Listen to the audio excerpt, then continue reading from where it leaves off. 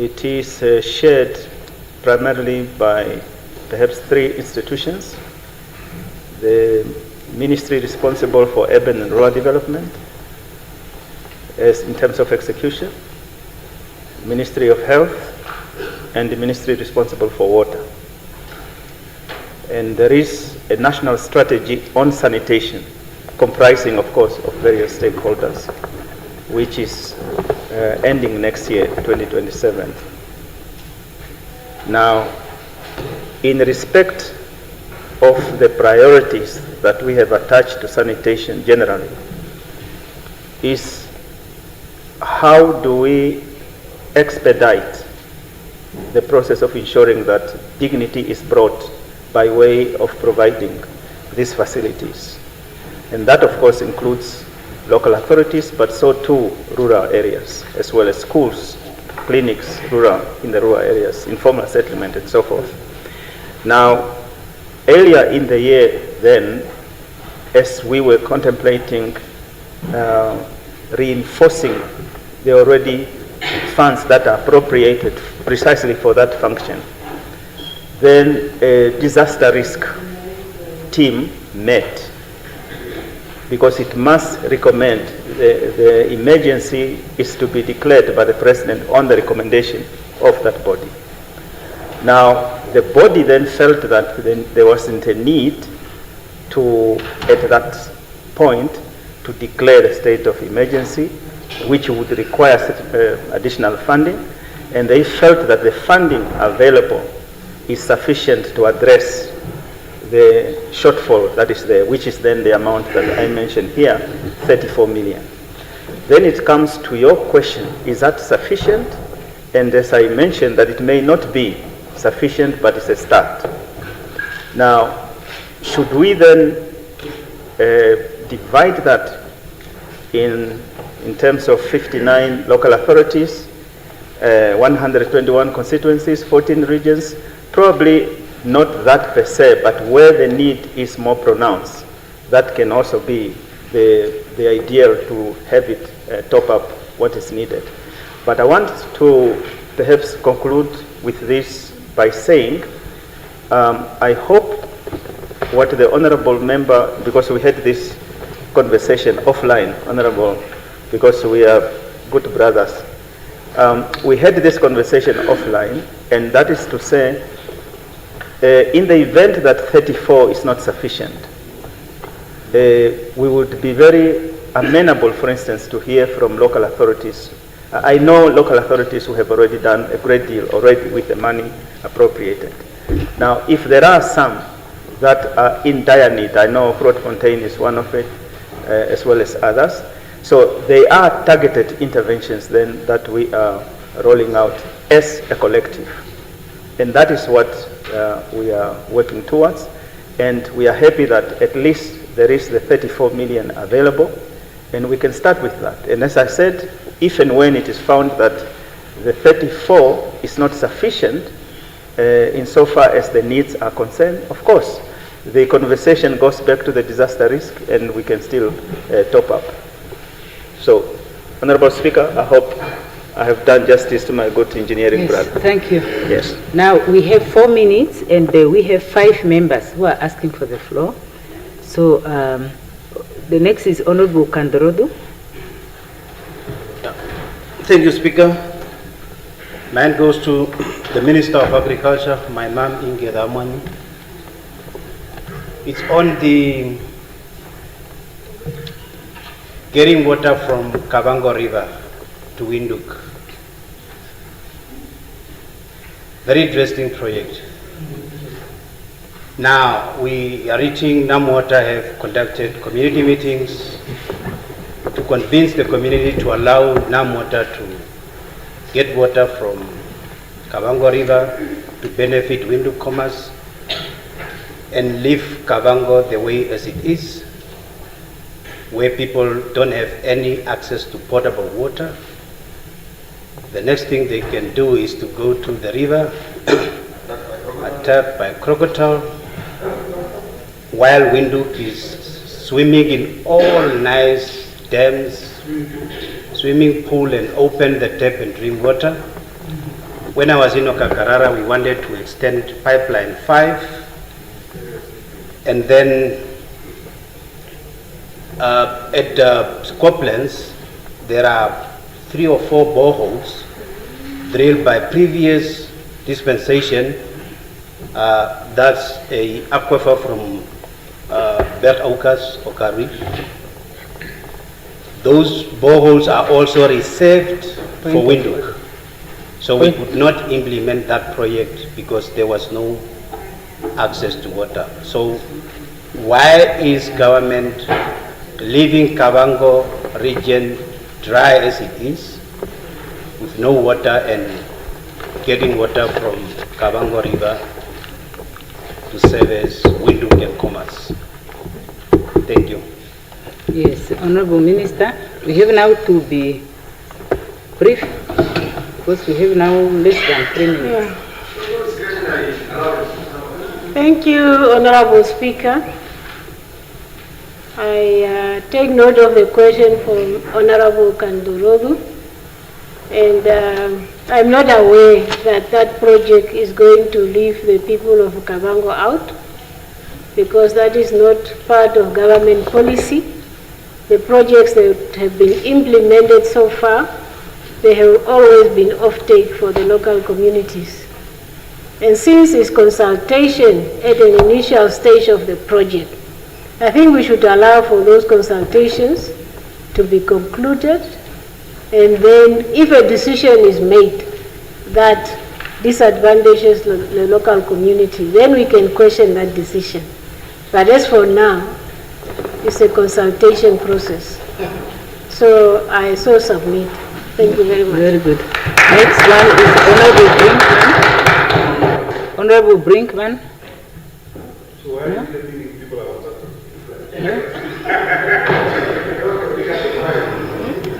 On what? No, the next is Honorable Brinkman. The Honorable Minister is not here, Speaker. Oh, okay. So then the next one on my list is Honorable Hifikwa. Because when I called upon them, they said it's oral. And then I wrote them down, but their name went to the bottom. Yeah. Thank you, Madam Speaker. I would like to pose an oral urgent question to my Minister of Education. Good day, Minister. There are serious allegations of maladministration, of corruption, of recruitment irregularities, including nepotism and favoritism at the University of Namibia. Is the Minister aware of these practices? And with the recent advertised posts at UNAM across the country that are due on the 10th of July, that makes it actually an urgent question. Will the ministry put up an independent review to actually verify these allegations and to make sure that the recruitment processes comply to the law? Thank you. Yes, thank you. Honorable Minister, so now it means the 5 minutes that I have to exercise a discretion on, I give Minister maybe 3 minutes maximum. It's too much. Very good, 2 minutes, and then the rest I can call one more person. Thank you, Madam Speaker. Thank you also to the Honourable Member. I think I can say I'm not aware. Nothing has reached my office, not officially, not uninformed, not informally, except for what you've brought to me right now. And then we must always remember that the University of Namibia, like any other university, they have a council. The council is now fully in place and appointed. They have senates. I can of course ask for a write-up about what is transpiring, but we have a clear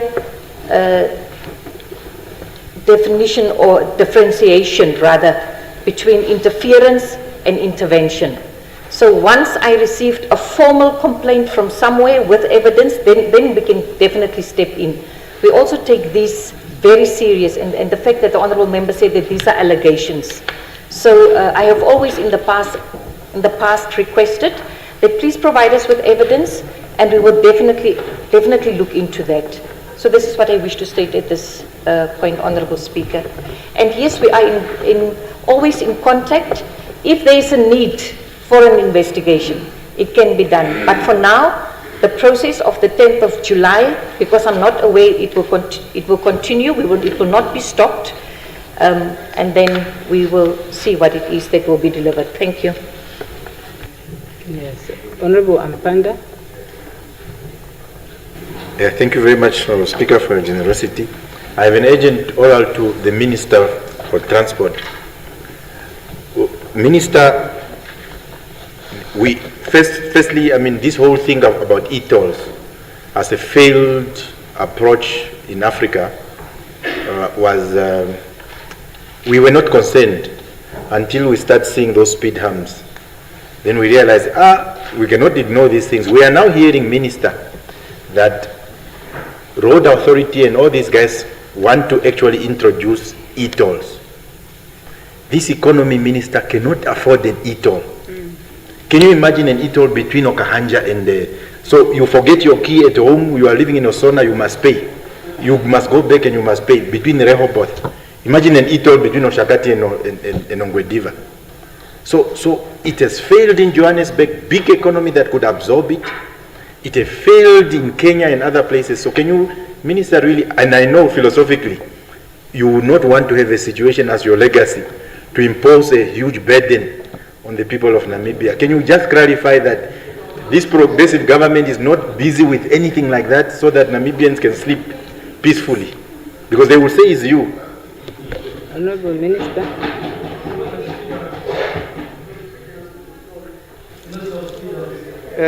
Thank you very much. Yeah, I will speak humbly also. Thank you very much, Honorable Speaker. Thank you very much, Honorable Ampanda. First and foremost, the tolls. I've read what you are saying about the e-tolls. What I've read is from RFA, not from RA. RFA falls under a different ministry. It is finance, not under works. Number two, in terms of our constitution, policies are made by government, by the ministers. They are policy makers. Anything of that nature that is not a pronouncement of a minister is not a policy of this government. So I have not made such announcement. Finance ministers have not made that pronouncement. So there is no such a policy of government. When I was the Deputy Minister of Works and Transport, under the able leadership of Honorable Mutora, there was a study that was done about the e-tolls. And under the leadership of Mutora, visionary as he is, and caring as he is, and I carry that burden, that baton of Mutora, we have rejected that e-tolls and accepted that we are not going to accept e-tolls. So therefore, as it stands, there is no e-tolls. It is not on my tables, and be assured, we are not prepared to put up any e-tolls in the economy of Namibia. Be assured about that one. Thank you very much. Very good. Now the time is up, honorable members.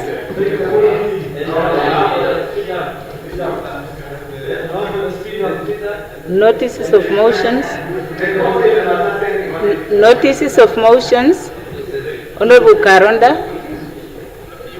Honourable Speaker, you created expectation. I thought you would give me the floor to... No, I have a maximum of 5 minutes to okay, extend. Yeah, the time lapse, I'm sorry. Yeah, notice of motions. Yes, you have the floor, Honorable Karonda. This is becoming something. Yes, thank you very much, Honourable Speaker. I move without notice in terms of Rule 124, read together with Rules 74, 1 and 6, 1, that Honourable Ambrosius Kumbwa be granted leave of absence from the 30th of June to the 2nd of July on account of sick ill health. I so Move, Honorable Speaker. Yes, please table the motion, Honorable.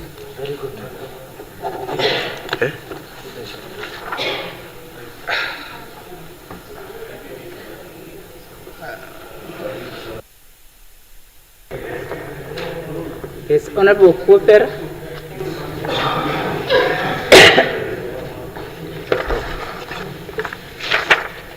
Honorable Speaker, I move without notice that leave of absence be granted to Honorable Dr. Emma Kantema as from the 1st to the 3rd of July 2026 for official business in terms of Rule 124H read together with Rule 76(1)D of the Standing Rules and Orders and Internal Arrangements.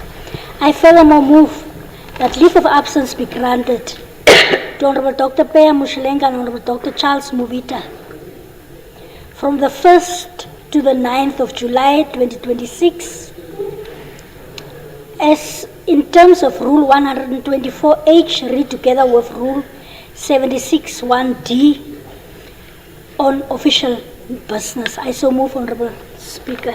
Yes, please table the motion.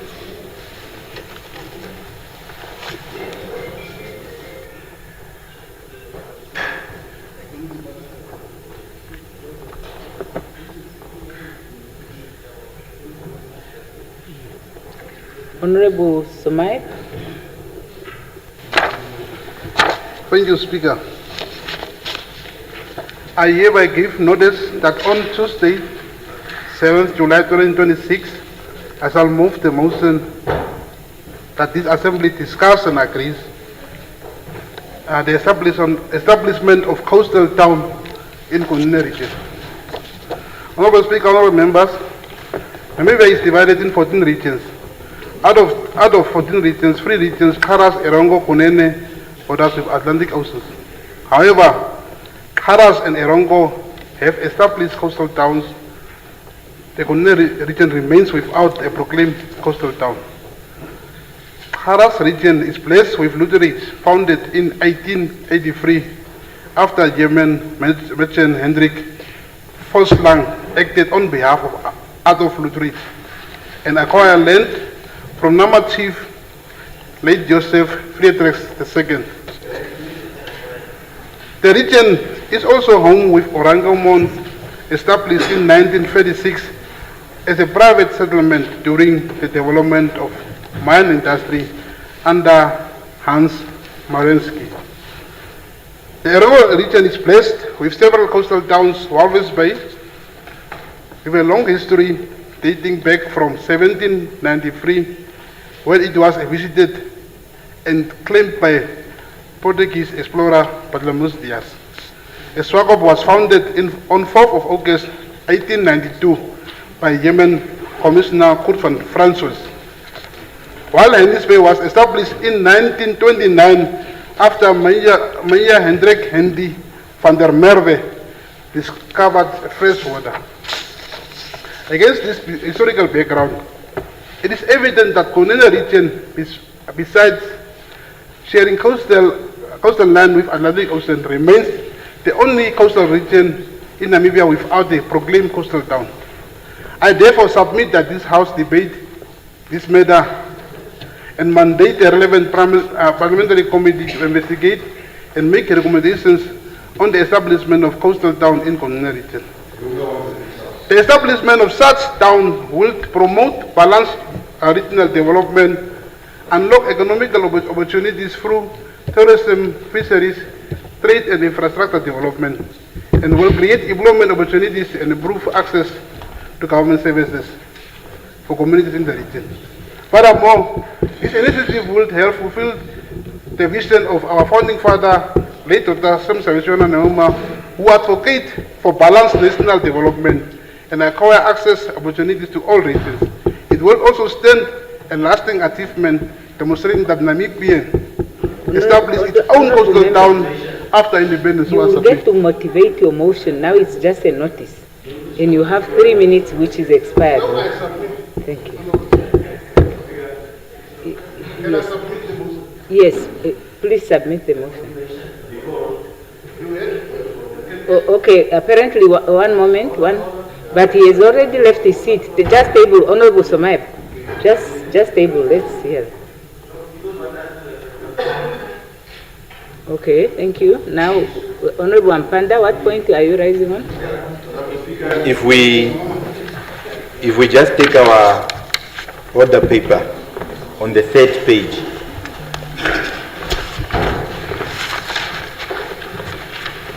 page 2856, Roman V 111.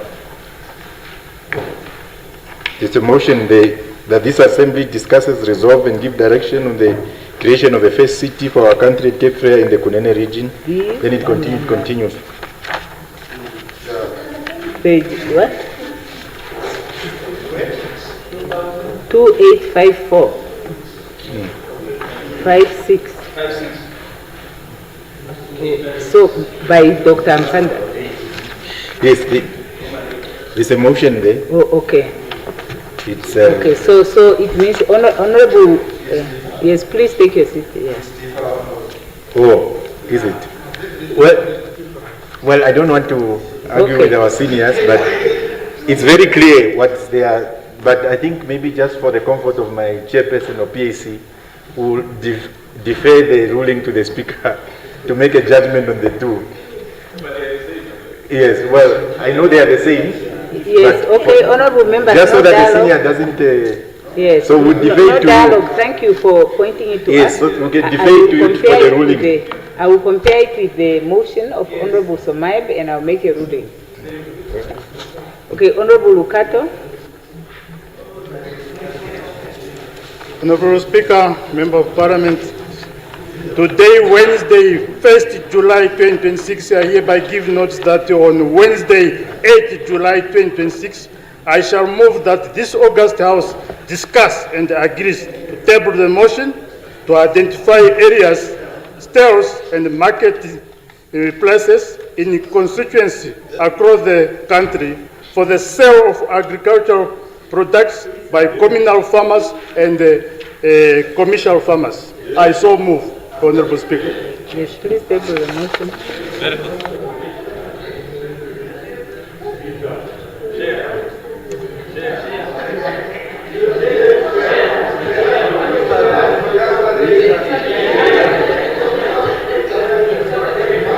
Honorable Mbula.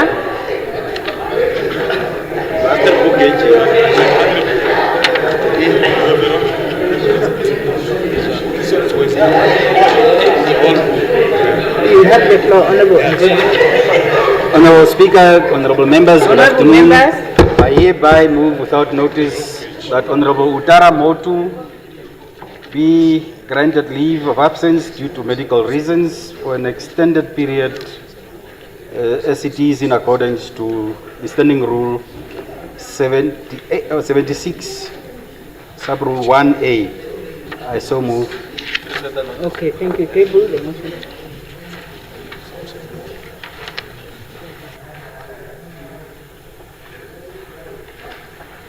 Honorable Hangula.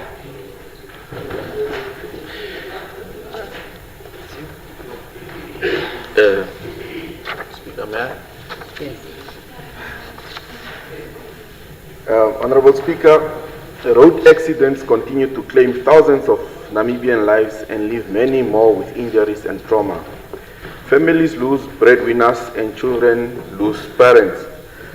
The Road Traffic and Transport Act number 22 of 1999 provides penalties for fatal traffic offences such as hit and run, repeat offences, reckless driving, and driving under the influence of intoxicating substances, resulting in severe injury or loss of life. However, there are concerns around incidents involving these offences. Current penalties do not always reflect the seriousness of these offences or provide sufficient punishments. The state has a constitutional obligation to ensure that traffic laws protect road users and that those who cause death or serious injury are held accountable to the full extent of the law. I therefore move that on Tuesday, the 7th of July 2026, this House debates the effectiveness of Namibia's current traffic laws and penalties for serious traffic offences. 2, number 1, review the Road Traffic and Transport Act of 1999 to increase penalties for offences that result in death, serious injury or significant property damage. Yes, there is a point of order.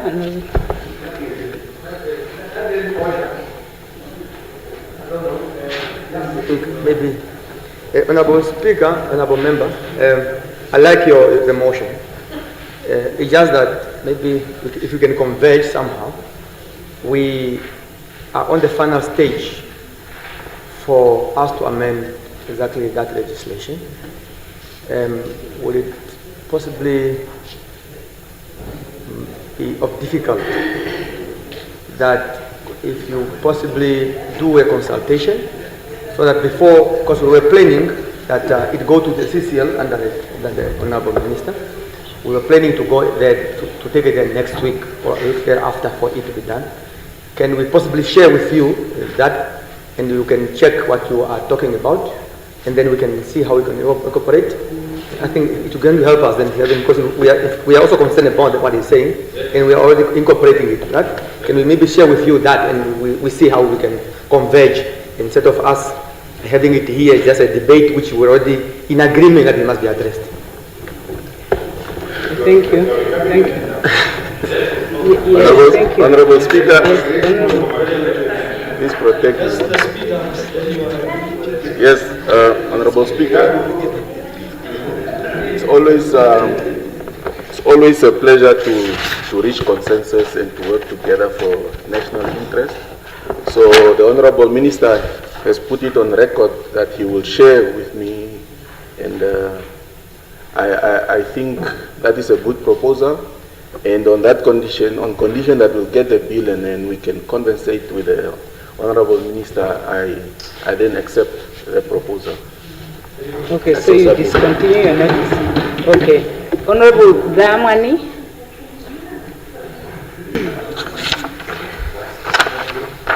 Thank you, Honourable Speaker. I give notice that on Thursday, 2nd July 2026, I shall move that this House, in accordance with Section 4 of the Agricultural Commercial Land Reform Act of 1995, resolve to approve the appointment of the following nominees to serve on the Land Reform Advisory Commission for a period of 3 years, effective 1st August 2026 to 30th April 2026. I so move. Honourable Speaker. Yes, Minister may table the notice. Should I read the names? Yes.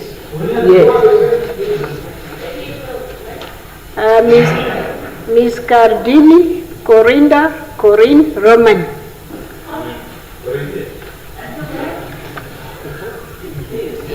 With respect, Honourable. Number 2, Ms. Jenef Kuhanga. Number 3, Ms. Mona Lisa Nicolette McKay. Number 4, Ms. Emerlinda L. Chimune. These are all representing various regions which were considered to be lacking on the current commission. Only women, because all the other institutions nominated only men.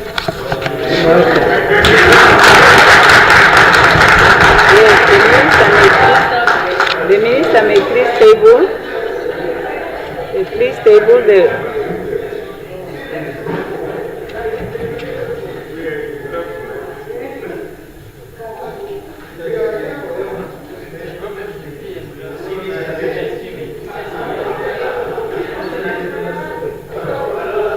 Honourable Venani. The only minister to submit CVs. Yes. Make copies, please. Honourable Speaker, on a lighter note, Mumbuto Sese Seko of Zaire had a policy of authenticity. The students of history know about that policy. And the Speaker did something very good. to pronounce the surname of Honorable Vaamwani like a Herero. Now, Gerald, I don't know why you that speaks this language do not write your surnames how it is supposed to be written. The surname is not Benani, Benani, Vaamwani, Kandorogu.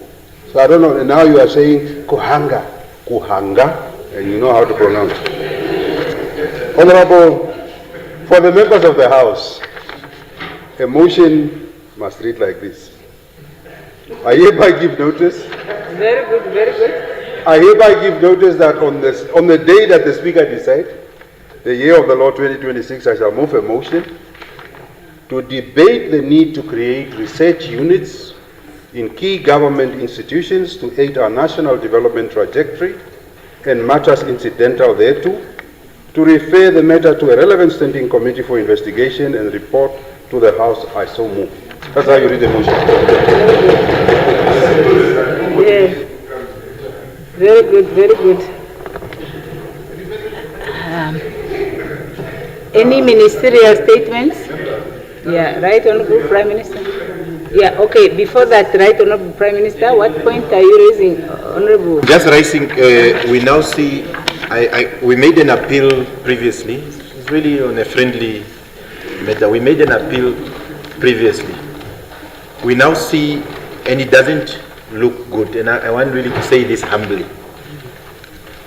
You see, now the minister have indicated that tomorrow she will move a motion, and that you will see that it's going to be appearing there on top.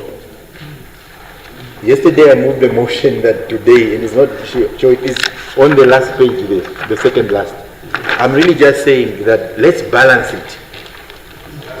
Let's balance it and just say, motion, Honorable Prime Minister, Minister of Agriculture, Minister of Agriculture, Minister of Justice. And then we are out of 5 motions of the executive. Let there be, if out of 6 motions, Speaker, I think there will be a time where we need to deal with that young man, Amutenya. He's getting a lot of wings in this house. What is that? Honorable Amutenya, just insulting people on the floor. How is it? No, I'm just announcing what is coming for Christmas. Honorable Ampanda. Yes. I'm just. Yes. Okay. No, it's fine. I'll leave it. Okay. Okay, but Honorable Ampanda, it's also not appropriate to refer to an honorable member of the House as that young man. You know, no, even if he's younger than you, he's Honorable Amtenya. Yes. Yeah, withdraw that one. Okay.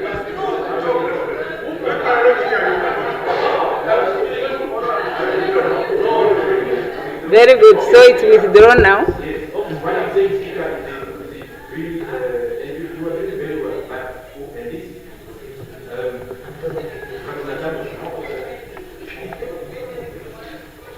No, what? Oh.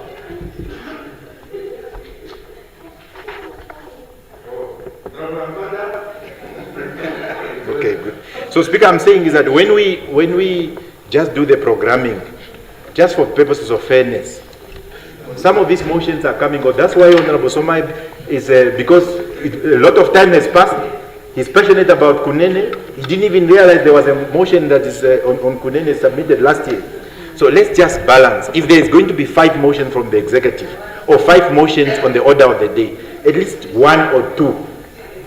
Yeah, because it cannot just be that we are just coming here for the executive, and when members become animated about it, people say we are disruptive. So it's just really a friendly appeal, yes. Honorable Speaker, and Honorable Amtenya also agrees. Yes, Honorable Member, thank you. You see, I'm happy that you use the phrase, we need to be balanced. The presiding officer has been calling upon the members to be balanced when it comes to placing issues on the order paper under routine of business. And we have now a thick order paper and a Bible for a question paper. And no one is willing to not ask a question when they want to ask a question. But to come to the point, we are in this problem because of the lack of cooperation from the members of the House. But we have now under the rules, Rule 119, it says the secretary may arrange proceedings on the order paper in whatever order the secretary deems fit. Then, in order to create a balance, under sub 2, it says, on Thursdays, notices of questions have precedence over notices of motions, and orders of the day and notices of motions of private members have precedence over the notices of motions and orders of the day, only on Thursday. But now under sub 1, the secretary has that discretion, subject only to consultation with the presiding officer. So it is not possible really for the presiding officer to make a ruling directing that there should be a balance that looks like this. But as I have indicated, if someone consults the presiding officer or the secretary, and on the basis of the discretion that these two have, it is felt that an item is urgent, yes, it can be considered to be placed as an urgent item, but it's not an entitlement of any member because of this rule. But the rules are up for discussion. Honorable members, if there are issues that we want to discuss to review, then we can do that at that time. Now, honorable members, we will now break for 20 minutes and then we continue from there. We are past the break time of 3:45. Start.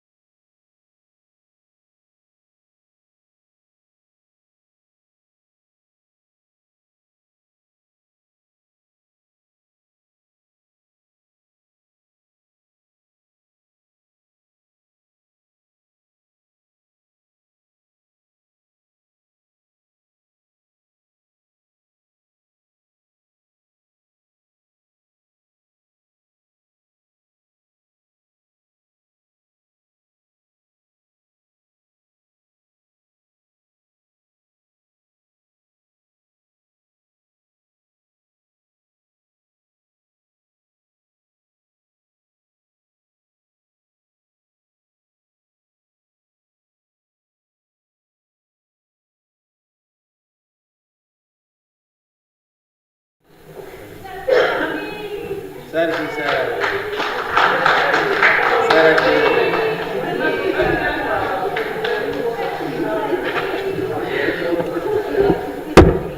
let's take a seat. Yes, we were at the ministerial statements, and the Right Honorable Prime Minister was about to take the floor, and he now has the floor. Thank you very much, Comrade Speaker.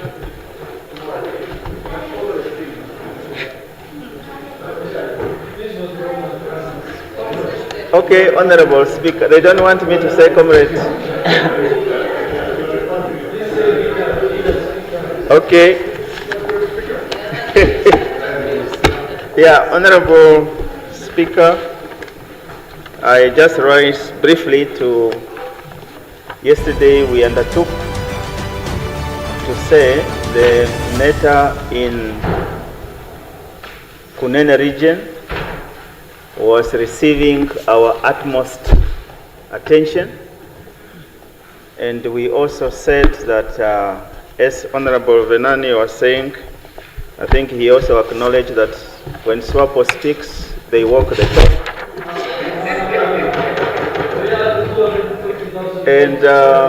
And therefore, I want to give feedback.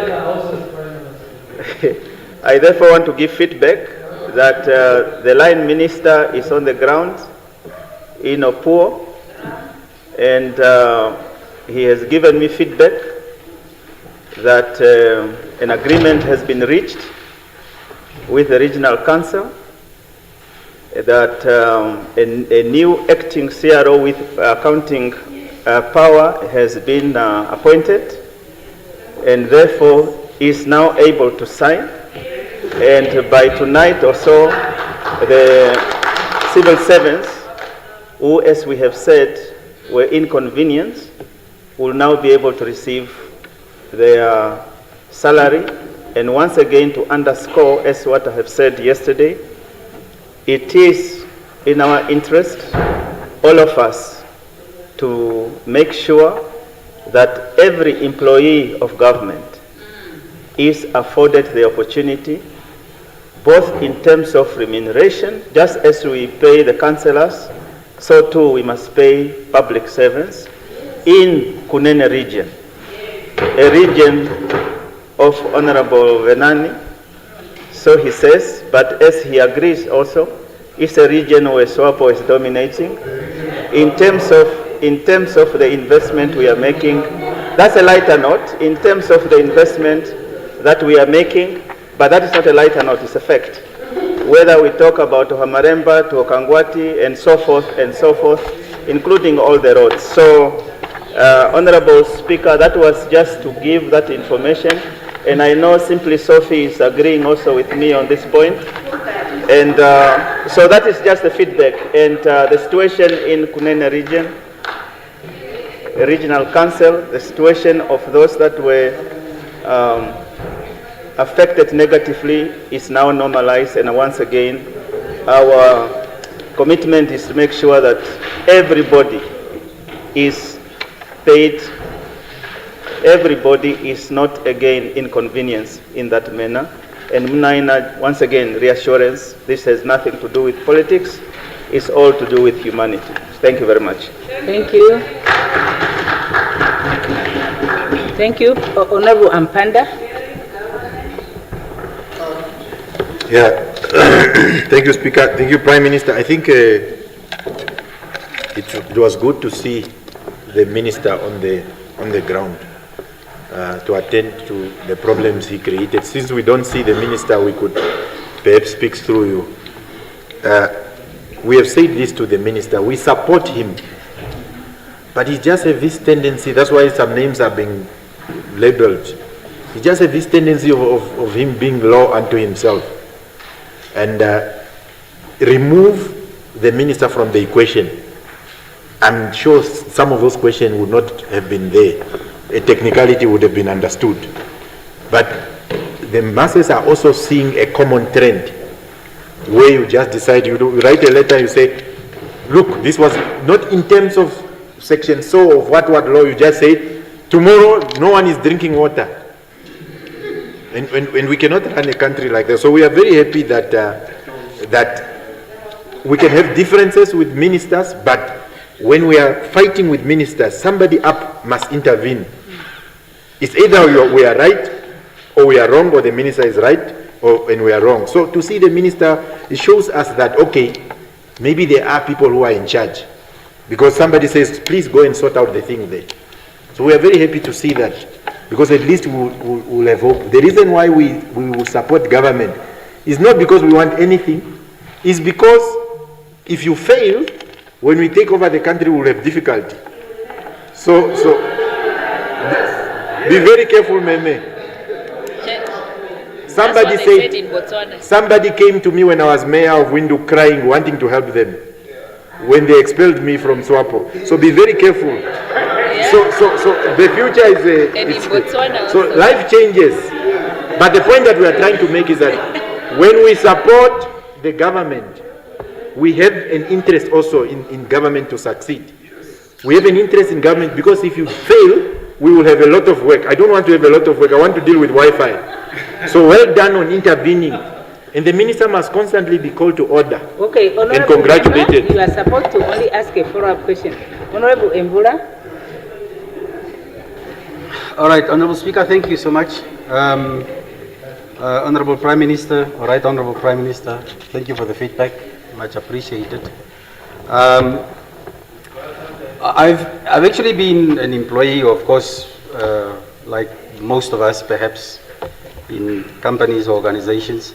Now, as much as the issue has reached the level of a minister to solve a basic human resource management issue, one would also like to remind, perhaps, the Honorable Minister, through you, Honorable Prime Minister, that the employees, of course, now have been affected. You know, once your debit orders bounce back, then you are subjected to extra charges as far as $200 per reversed sort of or returned debit order. So I hope that this newly mandated acting CRO, or whatever capacity he is or she is, also considers that part of the problem, the financial implication of this type of a malpractice or misapplication of a basic human resource management activity. But yeah, once again, thank you, Right Honorable Prime Minister, for that feedback. Okay, thank you, Honorable Somaib. Thank you, Speaker, and thank you very much, Honorable Prime Minister. That's why I'm wearing Kunene, in solidarity of my people. It's good that at least the person we appointed as a minister is not doing a HR work and accounting work on the ground. Telemundo Minister. But honestly, I do appreciate, but the meat is done. Only thing is, if he maybe comes one day at this house, tell him his attitude towards written accounts and local authorities is getting out of hand. Instead of solving the issue, first he was sort of calling names, UDF government of Kunene, PDM government. He is there to save the people.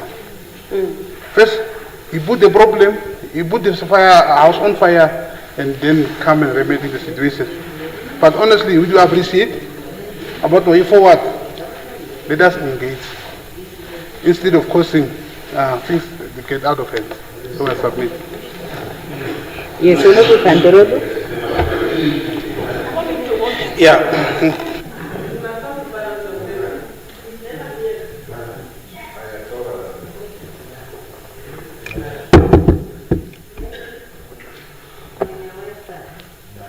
Yeah, no, thank you so much. Thank you so much, Prime Minister, for the feedback, the positive one. But we must refrain from this firefighting management style, kind of a leadership.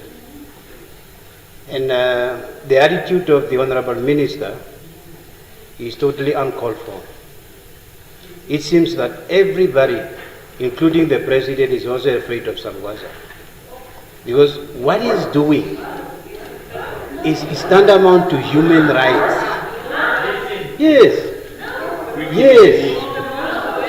Yes. Must be heard in silence. Let me be heard.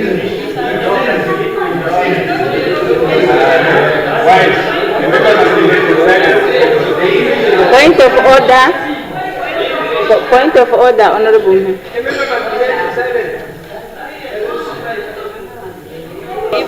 The member must also not be disrespectful. Thank you so much, Madam Speaker. Honorable. Human rights actually... So if I say it seems this is not a person, it's okay. We need a psychiatrist. If it's a person and I say it seems it's not a person, it's okay.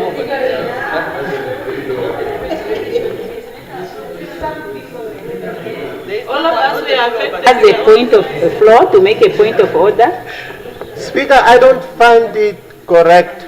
You not say anything. Even if I look at it from all angles, that we should be discussing a persona who is not present to defend his or her position in the face of the onslaught that lingers very close to character assassination. So I would like us to please refrain and wait until he gets back here and we can have this conversation. Yeah. Honorable members, can we just raise our issues without being personal to someone? Yes. Wait for him to come here and ask him.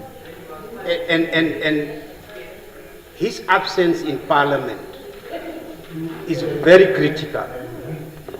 And I don't know who's the supervisor of the minister. Everyone is in Parliament, but Honorable Sangwaza is never in Parliament. It's completely unfair. We cannot pose questions related to his ministries. We can't do it with the deputy ministers. We can't do it. There are a lot of issues, underlying factors within urban and rural development ministry. We can't pose. Why all other ministers are here? Why are they responding to issues of our societies that are affecting the nation? But he himself, the only one, decided to boycott Parliament and stay home. And cut water, cut salary, cut everything. Honorable Kandorodu. Honorable Kandorodu.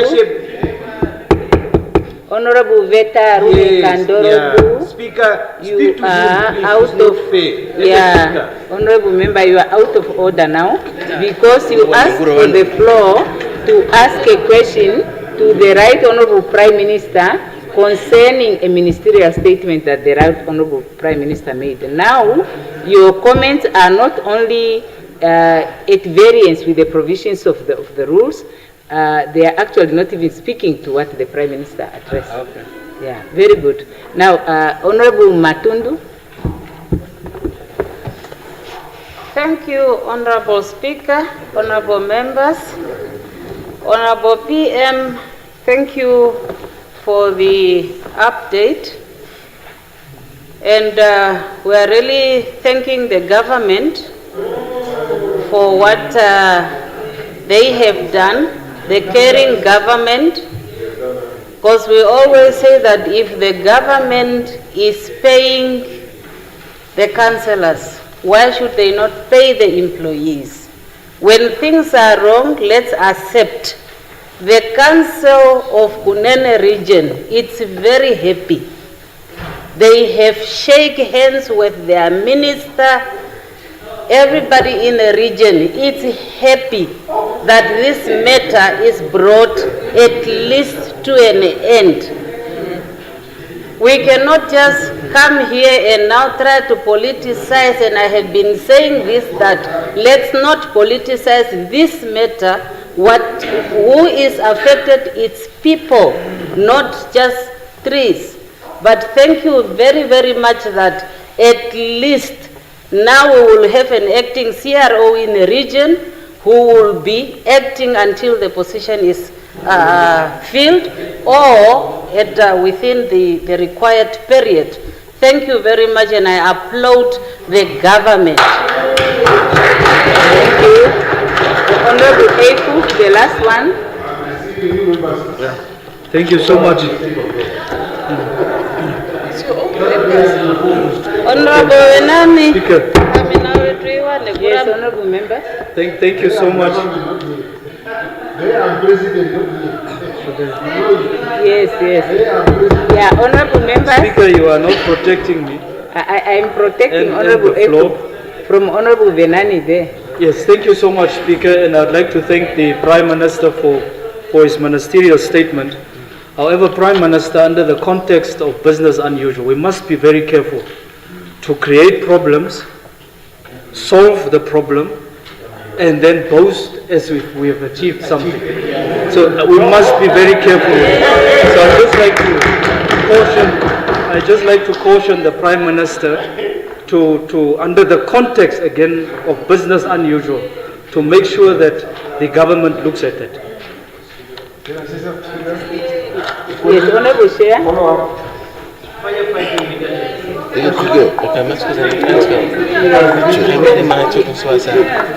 you asked. Thank you, Speaker. Thank you very much. Wait. First, let me applaud the leadership. Yeah, no problem. Let me first applaud the leadership. I think leadership is not about beauty contest, but about dealing with issues.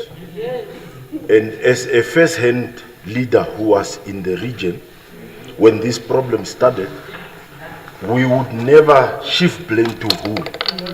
Those that have not known or are not party to it would always, just like soccer, sit on a pavilion and have a lot of comments. But these are administrative issues that I believe should not be allowed to happen in a manner it had happened.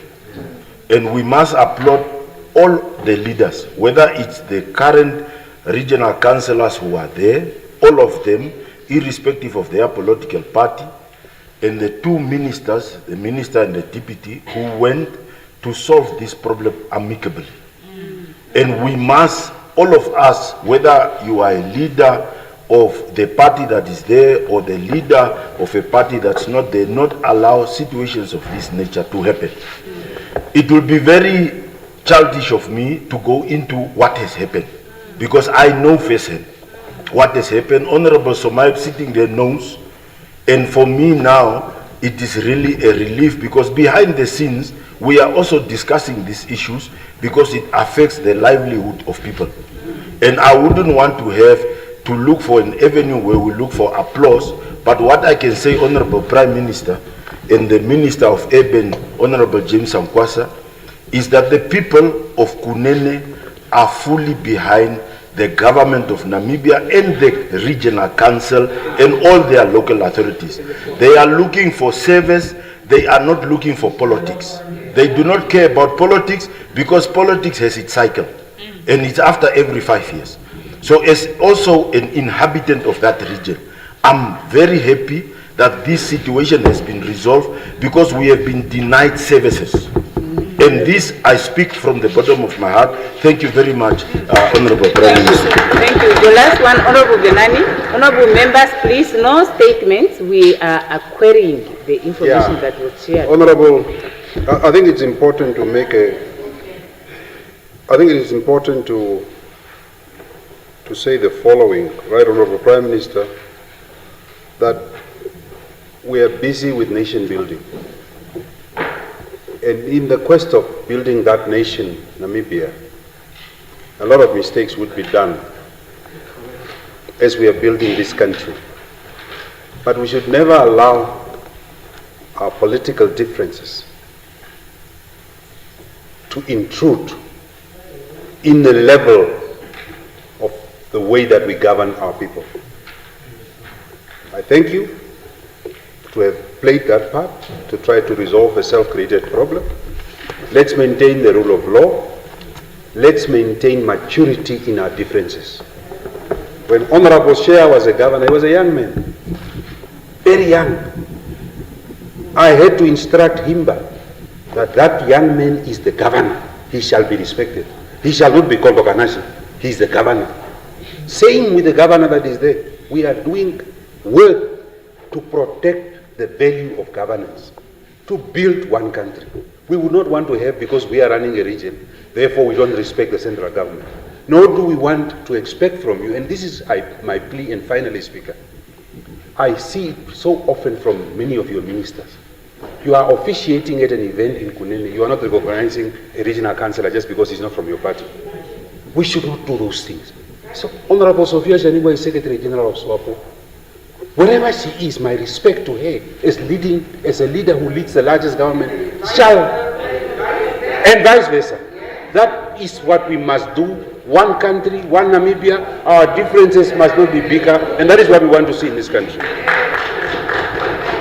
Yes, thank you. Right Honorable Prime Minister, you wish to say something?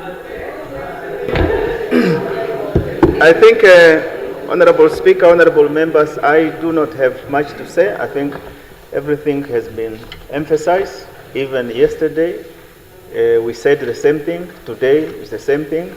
I know there are fellow young people here, including Honorable Venani. There was a time when we were all young.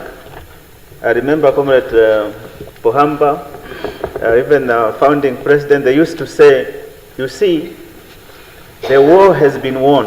We fought the war, it is done.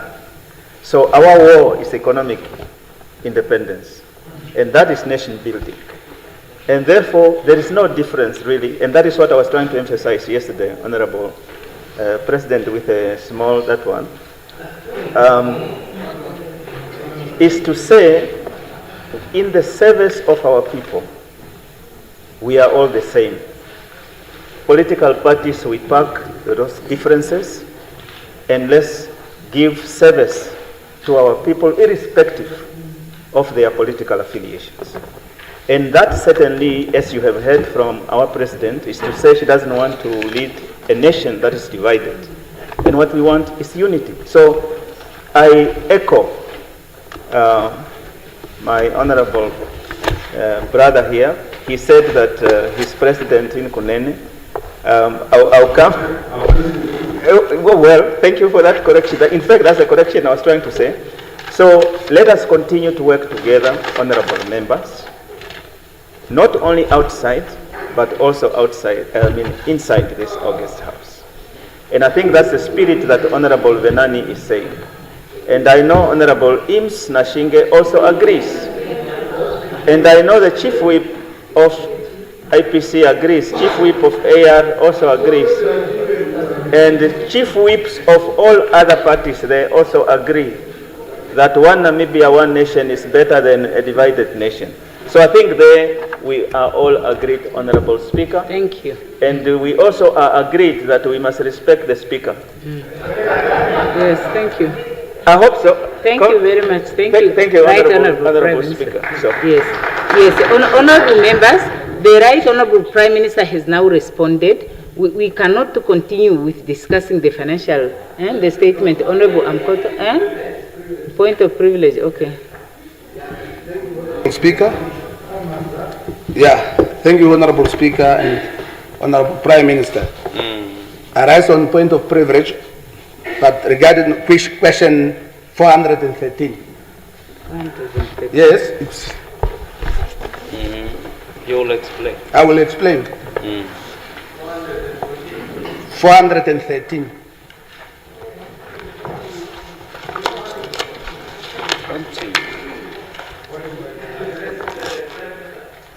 No. Regarding the same issue that you were explaining now. 413. Wait. Honorable Speaker, I asked this question on the 5th of March 2026, but this is the same question that the Prime Minister has just addressed now. So I think in future we need also sometimes to appreciate, because when I was asking this question, Honorable Nekundi was stopping me saying this is not true, but now today, Honorable Prime Minister have addressed this question just today. And if you look at question number 3, there was implication or financial implication that I have stated. But now today you have admitted. So I will just bring to your attention Honorable. Yeah. Thank you, Honorable Member. Practically, Honorable Member, maybe by divine intervention, we all didn't see this question to be able to say that the statement of the Prime Minister was going to be anticipation because the question is on the order paper. But I think what this reveals really is how the bulkiness of our questions is making it impossible for us to respond to important national matters. And I hope that we will find a way to prioritize the answering of these questions instead of continuing to post new questions to a point that we even forget the questions that are on the question paper. So I hope that you have an opportunity to discuss that issue. Now, honorable members, I want to remind us that it's 2:05 and we are only on routine of business. I was only beginning to feel better when the Prime Minister said there is a commitment to also support and respect the Speaker. But every day the Speaker is ignored when she tries to enforce the order book. And we come here every day to just do routine of business. And we cannot even arrive at the order paper. But each political party has a chief whip, and that chief whip is actually paid for being a chief whip. Yes, that is true. They receive a special remuneration. Sometimes we have no attendance. Sometimes there is no compliance with the rules. It's just a commotion in Parliament every day. And truly, it's very disappointing. Yeah. So, Honorable Nashinge asked for the floor, and he has the floor. Yeah. Although he was speaking out of 10 as usual from his seat. But he now has the floor. At least he can speak with the floor. Yes, point of privilege, Honorable Speaker. One, I just wanted to also assist you on what you mentioned earlier, that we need to find a solution to this, and perhaps just to remind you that there was a motion last year tabled by Honorable John Law which was really proposing a solution how best we should move forward. Perhaps if you could move that motion from the back, from the back to the first page, perhaps we can have a conversation and discuss and find that solution. The second one, Honorable Speaker, that is the one. Thank you very much. Yeah, Honorable Member, there was a request to extend the hours in order to allow us to ask questions. But there was also a concern indicated that we cannot come to Parliament, ask 10 questions, and then we extend the hours to answer 5 questions. We are not going to finish answering the questions. We should just comply with the rules and ask urgent oral questions when we ask questions, we ask issues that are not queried, and we don't make statements when we are asking questions. Otherwise, we will have to look at another way. If we have this approach of it's my way or no other person's way, whenever a proposal is made, it's no, it is only accepted if I make it. It's not going to take us anywhere. So, honorable members, I will no longer now consider any point of procedures because truly it's 2:05. And now I'll proceed to reports from the Committee of the Whole Assembly and consequential proceedings. Then orders of the day. The Secretary will read the first order of the day.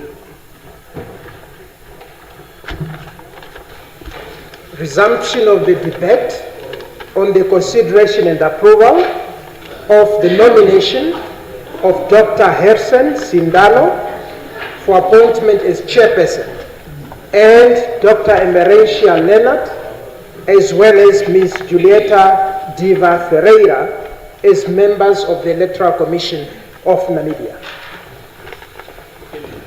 Yes. When this assembly adjourned on Thursday, 30th of June, 2026, the question before the assembly was a motion by Honorable Shifeta that the motion be approved. Any further discussions? Honorable Nashinge.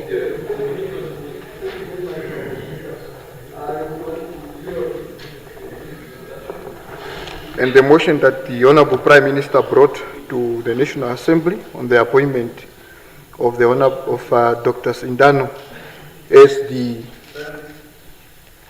No, Honorable Shifeta, sorry. There is something that I need to deal with the Prime Minister, so hence it's a priority in my mind. Honorable Speaker, the ECN is our baby, all of us. And whatever happens there, we all have equal rights.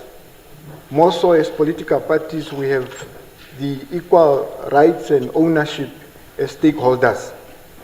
And when issues of ECN comes here, it should not be issues of the ruling party alone, but all of us as a collective on behalf, and the decision that we end up taking should be in the best interest of our people. The 2024 was the worst moment for our small nation, a nation that has been inspiring many countries in the continent. And all that happened because of those that were entrusted to run that institution, including Dr. Sindano. Now, my question here, my issue now here is that Dr. Sindano was appointed on the 9th or the 10th of August 2022, and his term is coming to an end next year, June. So I just wanted to understand, perhaps Honorable Shifeta can direct me or refer me to the legal provision, because some of the honorable members yesterday read to us what the Constitution says, and I don't think I should repeat that. Perhaps Honorable Shifeta could just refer us to the provision, the legal provision that says a member of that commission whose term is coming to an end very soon can be appointed as a chairperson of the ECN, provided, knowing very well that you are first a commissioner before a chairperson. Now, and the law is saying these people are going to be appointed for 5 years, full-time, the chairperson full-time. Now, if you are appointing him until June next year, what is going to happen to the remainder of the full term that should be 5 years? It doesn't make sense. The other thing is also the Constitution is saying that that institution shall be independent, transparent, and impartial. We all know this good doctor was on the payroll of SWAPO party and a PA to the former Secretary General, Honorable Mbumba. So, how do we make sure that he passed that impartiality? Did he denounce, perhaps?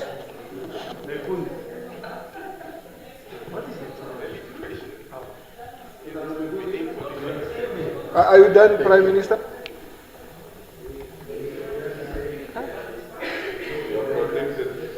Yeah. So I also want to find out if the good doctor has denounced his membership of the SWAPO party, because at ECN you must be impartial. Whose interest is he going to serve once he is given this role, knowing very well where we are coming from? And we are human. And I think it is really just fair for us to agree right now as a collective and say, we are human, yes, but the good doctor is not a suitable individual to serve, given the fact that where we are coming from, a lot had happened. Our reputation as a country, the reputation and the health. Point of order, Speaker. Yes, point of order.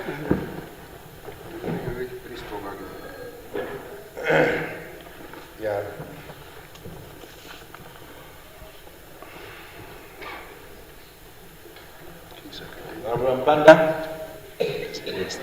So Speaker, really there was an undertaking that you made yesterday with regards to the recommendation of the President and this unending, unresolved argument about the records. I'm still, and the Secretariat, for some reason, they also did not put that, the Speaker, even that undertaking is not in the minute. I'm still unable to contribute, Speaker. I'm still unable to contribute, Speaker. I don't have the record, I don't have the promised undertaking, and I have a difficulty. I want really to contribute, but I really have a difficulty in contributing to the rumor, and the rumor that this is what the President has recommended. So, and I know we were in standing rules the whole day. It was extended until 1:30. The Speaker didn't even have lunch. So it might be possible that the Speaker did not get an opportunity to look at that aspect. But I really I'm itching to contribute. But I have absolutely nothing to contribute, Speaker. Yes, Honorable Ampanda, first I want to say that what I undertook to share was the contents of the communications that were sent to me by Her Excellency the President in regard to the members, to the ECN that she has appointed that are to be approved by the Assembly, and the person she has appointed as chairperson that is to be approved also by the Assembly. And yes, I have not brought that. I have asked the team to make sure that I get the summary that I have worked out. It's not yet here at the desk, but once I have it, I can share that communication. But I want to say that I do that simply because I see that there is no harm in doing it. I am concerned that a member of parliament would decide that they would, how do I say, abstain from participating in the discussions in parliament because a proposal made by the head of state, which the law does not prescribe the form in which it is to be brought to this house, is not brought in a form that that individual member prefers. Because that also can set a very dangerous precedence.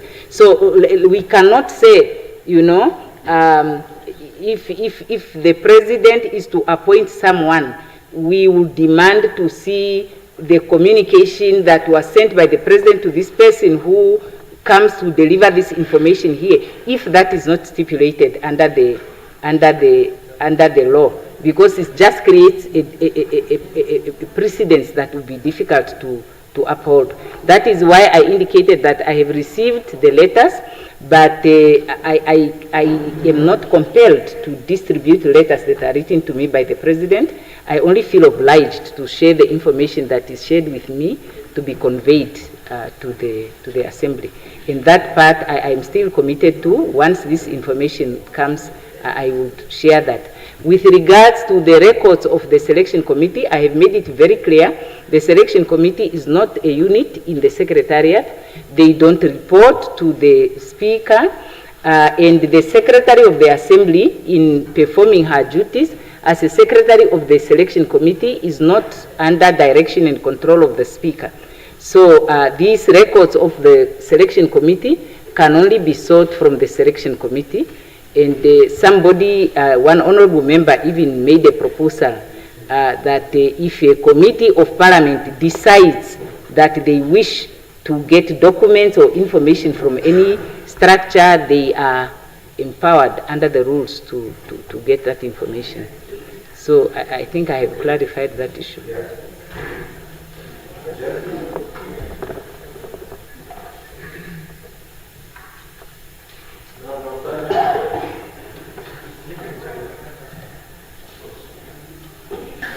Yeah, so no, the speaker is not to hold anyone at ransom. It's just, I'm just following up on an undertaking that has been made. The problem is also, we must put the matter to rest. If, and you could see that I've raised the member who's on the phone. Honorable members. Yes, so honorable members, that calling members to order is a responsibility of the presiding officer. I apologize. And what is concerning to me, honorable members, is this. There are some members that can violate the rules beyond the imagination of a person.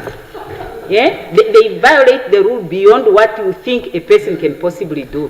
But the moment they see another person not being 100% compliant, they are the first ones to call out the non-compliance. Charity starts at home. So what I hear these members saying is, it is important for us to comply with the rules. And I will say to them, yes, I agree, and please be the agent of the change that you want to see. Yeah? Charity I apologize. starts at home. I apologize, Honorable Speaker. Very good. I apologize. So what I'm saying is just that is one, and two is really that the context of yesterday is that one member said they have access to the record. So maybe for us to put this matter to rest, we must just say, and so that we can put an end to it, because they are not recognizing even the Speaker's ruling. Even what you are saying now, Speaker, you will not find it in the minutes tomorrow. So we just want to... You don't know that. You don't know how the minutes will look like tomorrow. Because that you said the same thing yesterday, they didn't record your No, decision. you said it yourself. You said what I said was not recorded. Okay. Why are you shouting at the Speaker?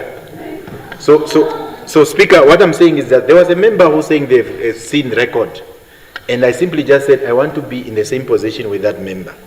So if it's not possible, I must be told that it is not possible so that we can put an end to it. But I have already made the ruling on it, honorable members. So I think Secretary, that what please. is going on here Yes. is a discussion of the ruling of the presiding officer, Yes. which is contrary to the rules. It must, no, Speaker. The ruling of the Speaker must just be, Secretary, I hope you are listening to what the Speaker is saying, so that we can put this matter to an end. Yeah. No, Honorable Ampanda, let me assist you.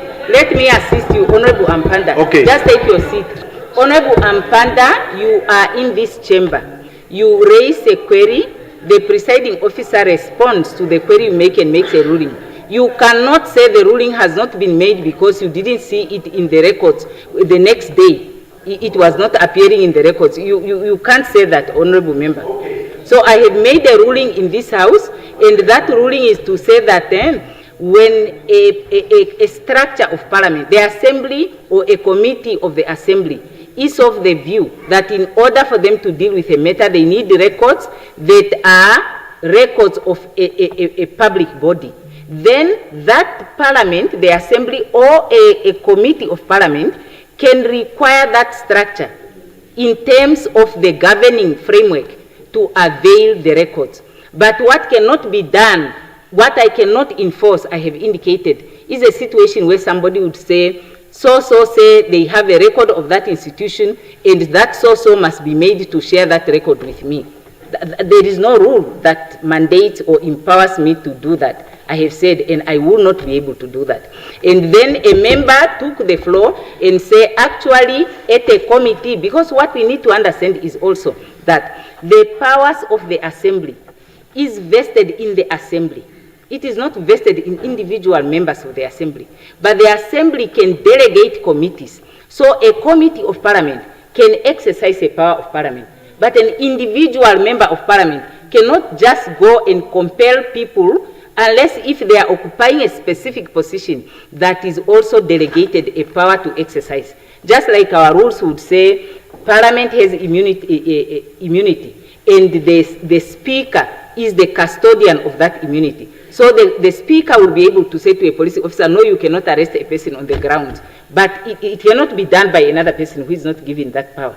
That's the point that I'm making. So I'm unable really to say a member wants a record from another member and then say to that member, give the record to the other person. No, there is no basis in the rules for me to say that.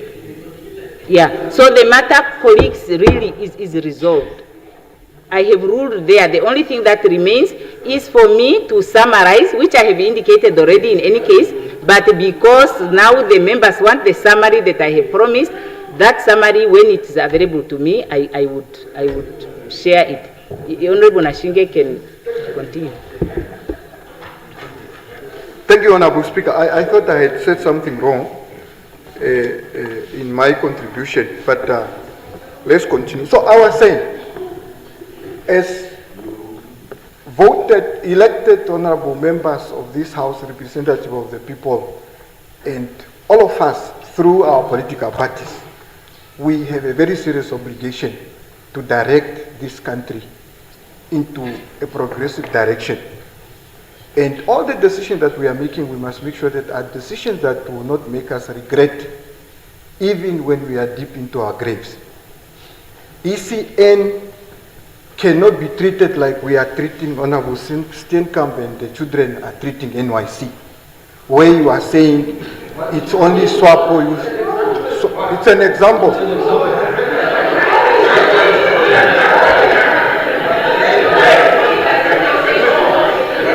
NYC is in crisis. It has collapsed because you went there saying only SWAPO youth league leaders or representatives that should be at the helm of the institution. It's a fact. It's a fact. Who? Me.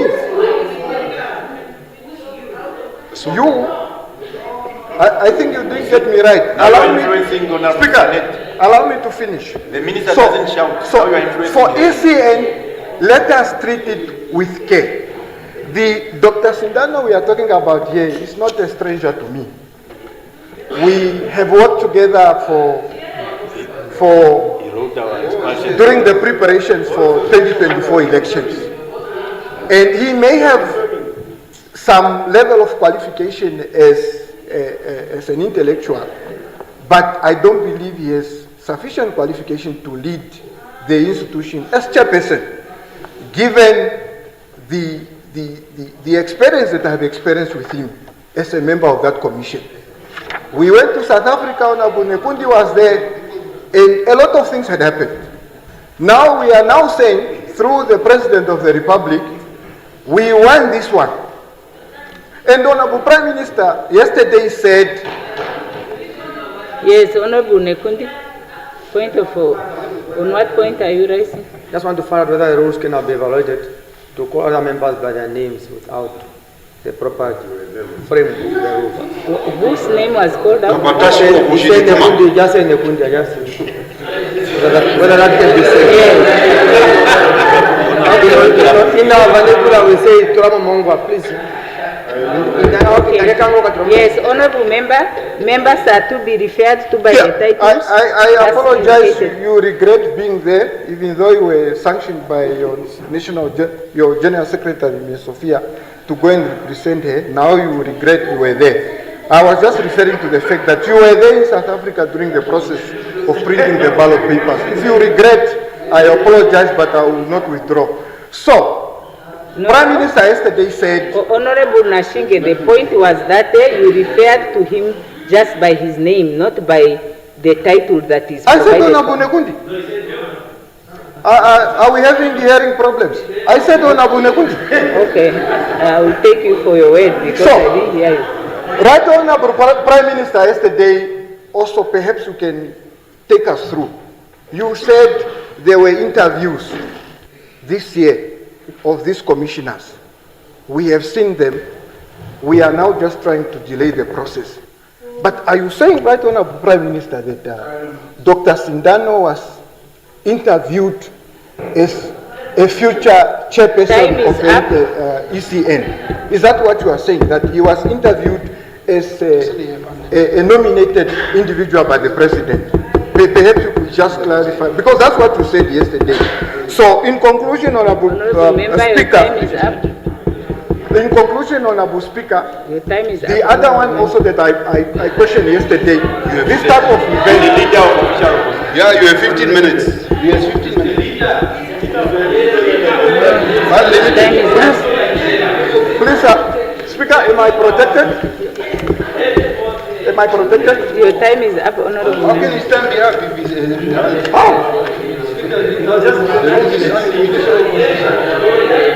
You interrupted my time and all that. So, but can I conclude? You have 10 minutes. You have 10 minutes. You have 10 minutes. So leader of official opposition. You have 10 minutes. So what is the time that first Honorable Ampanda is out of order?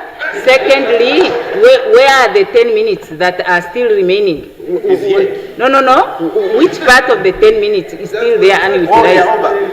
The thing is red. Can I conclude? But did you really make sure that you took care of my time? Remember, just round up. Given the interruption. Yeah. So one more thing, Honorable Speaker. I think as we move forward, some serious items like this one, we need to take them serious. Now, the nominated or the preferred individual by the President, the names were brought here, but we were not even given CVs of these members of the society. we are hiding, we are being told the documents are on Telegram, but other documents, you bring them here. Why can't we maintain that consistency?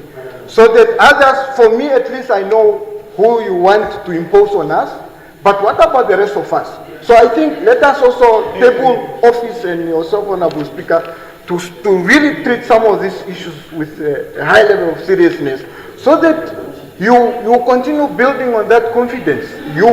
But Prime Minister, as I conclude, to be honest, let us be genuine, let us be patriotic enough towards this country. Even in your office, the PA and everyone that you have, you make sure that you went for those that are comrade enough. And I'll do the same as well, that I cannot have somebody in my office assisting me who's not patriotic enough. But you want to give us somebody who's a SWAPO member, card-carrying member, to run ECN. Yeah. ECN, that is for all of us. Someone who has never run an institution. So whose interest is he going to run? Your interest or our interest? Please think about it. For the honorable members who were in Tanzania and they came back different, please, we can pray for you. Thank you very much. Yes, Honorable Eku. Wonderful.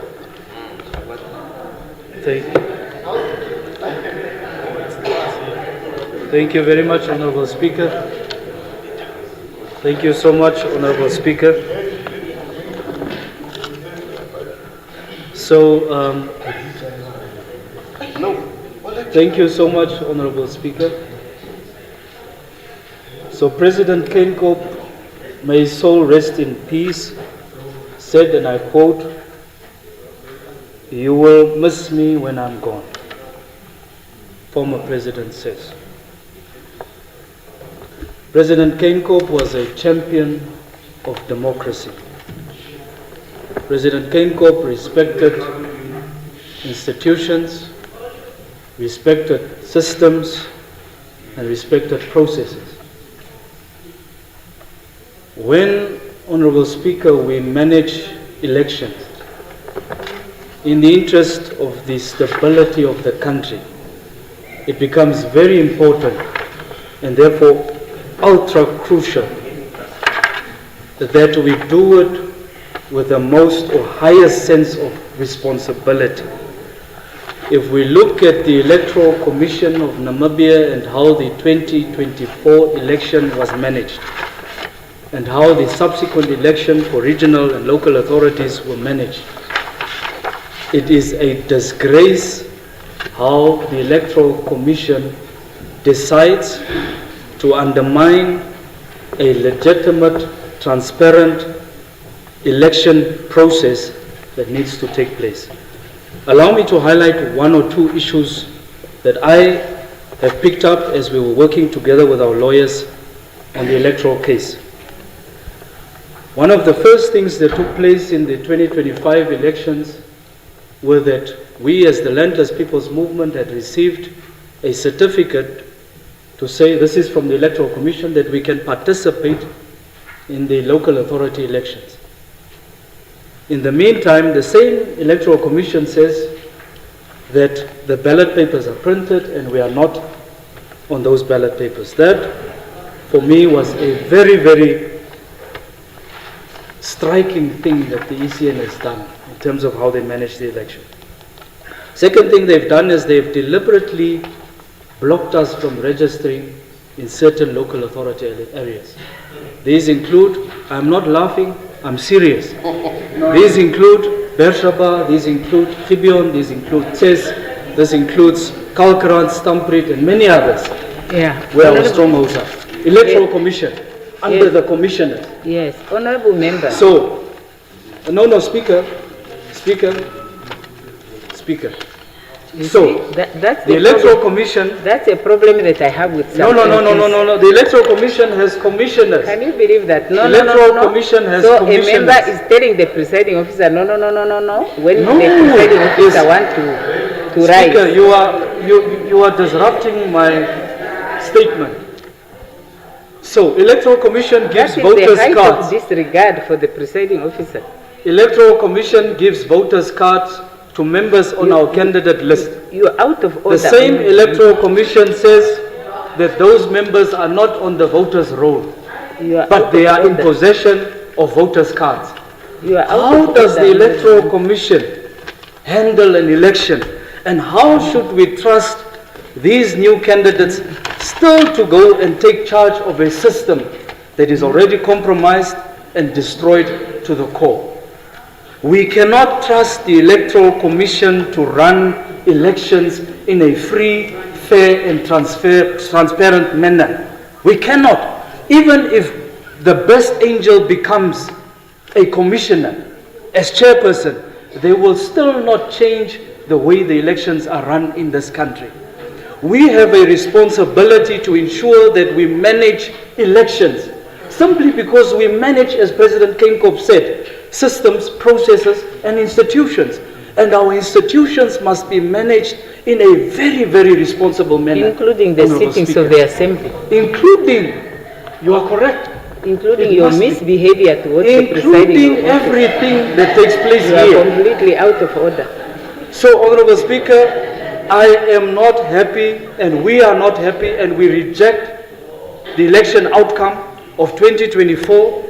We reject the election outcome of 2025. Why are you here? And we don't regard this election as having been free. Why are you here? Why are you here? Doing what? Why am I here? Yes. Why am I here? This is a house of elected leaders. Speaker, you are out of order. You see, when you manage a system,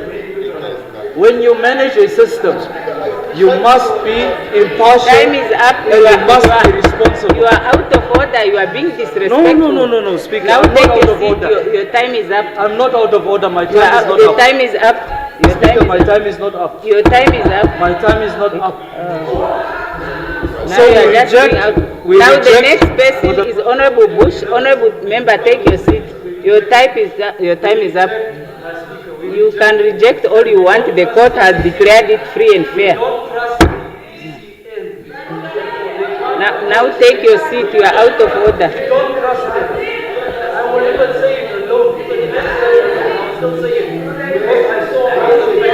Okay, take your seat. Take your seat. Take your seat. Take your seat. Take your seat. You are out of order.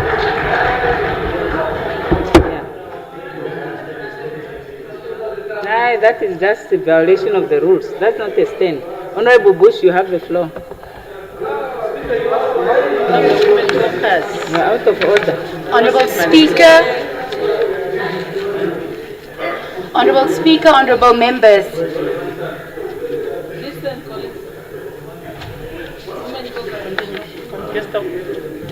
Honorable Speaker, honorable members, the Electoral Commission of Namibia is one of the most important constitutional institutions in our democracy. Its legitimacy depends not only on the caliber of its commissioners, but also the integrity of the process through which they are appointed. It is therefore important, Honorable Speaker, honorable members, that we thoroughly deal with the motion that is before us. The Electoral Act does not permit arbitrary appointments. Before any appointment reaches the President or Parliament, candidates undergo an independent selection process. A selection committee, in conformity and in line with the Electoral Act, Section 5 of the Electoral Act, articulates how that process is defined and who constitutes that selection committee. And it's important to note that in terms of Section 5 of the Electoral Act, the Public Service Commission, the chairperson of the Public Service Commission constitutes a part of that committee, the chairperson of the Council of the Law Society, the chairman of the Public Accounts and Auditors Board, the registrar of the High Court, the director of the NQA, all form parts of that selection committee. The President recommends for approval only from that shortlist after the shortlisted candidates have been identified by this committee. The process deliberately introduces checks and balances to safeguard the Commission's independence and ensure that merit, competence and integrity remain primary consideration. This demonstrates that the appointment of commissioners is not a political exercise.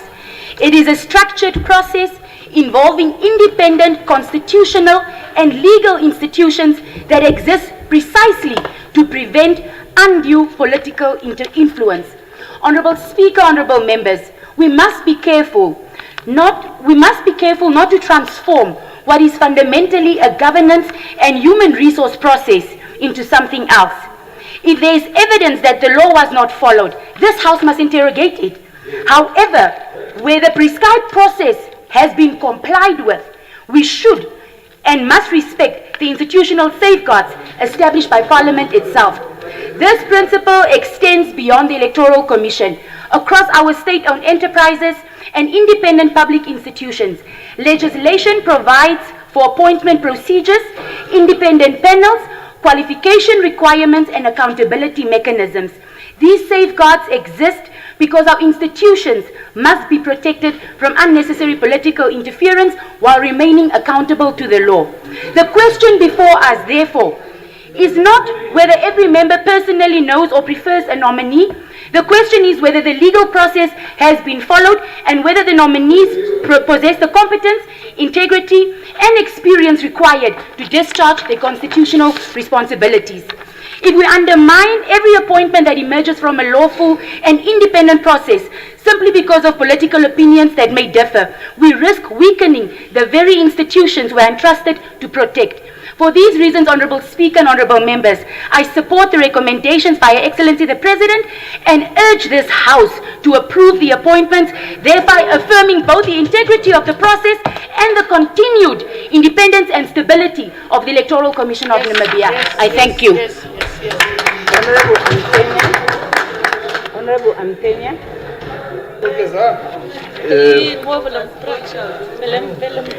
Now, Honorable Speaker, I also want to contribute to this discussion. But from the onset, Honorable Speaker, I must state that the debate before the House is not about the law, but I see it's purely politics. Because there are some members in this House, yes, there are some members in this House who have raped. There's nothing wrong. There's nothing wrong. There's nothing wrong. There's nothing wrong. No. There's nothing wrong. Stop the time, Speaker. Stop my time, my 4 minutes.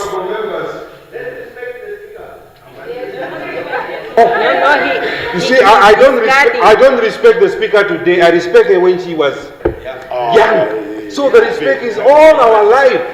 It's not a new thing. Respect to me is just a natural thing. To respect everybody. Whether you are rich, you are poor, you have a minister, not a minister, you have my respect. Anyone. But these young people cannot lecture us on the election while they cannot run NYC elections. NYC elections. Elected by big boys here. You are elected in an election. You can't even run NYC. No. Senior. We are all equal members. We are all equal members of Parliament. We can't be lectured by you. You cannot run Swakopmund. You cannot run Swakopmund. You want to run the country. Also that the seniors must give time to the juniors to also get an opportunity. We cannot be... We built NYC. You are killing it. Yes, Honorable Speaker, we cannot be here in this House and be placed lectured by you. in the corner by the seniors who are also supposed to give an opportunity to the juniors to take care of. No. So, Honorable Speaker, the President has done exactly what the Constitution and the Electoral Commission Act require her to do. Like chaos, no? The law is very clear, Honorable Speaker. In chaos. Honorable Speaker, the recruitment process, Honorable Speaker, the recruitment process did not start with the President. It started with the selection committee that is established under the Electoral Commission Act, that is Act number 5 of 2014. That the selection committee advertised the vacancies publicly. That was done. It invited applicants publicly. It also interviewed candidates publicly. And those interviews were conducted in full views of the Namibian people and also the media, including the civil society. Even members of this House, Honorable Speaker, why this thing? There is a point of order. What is wrong?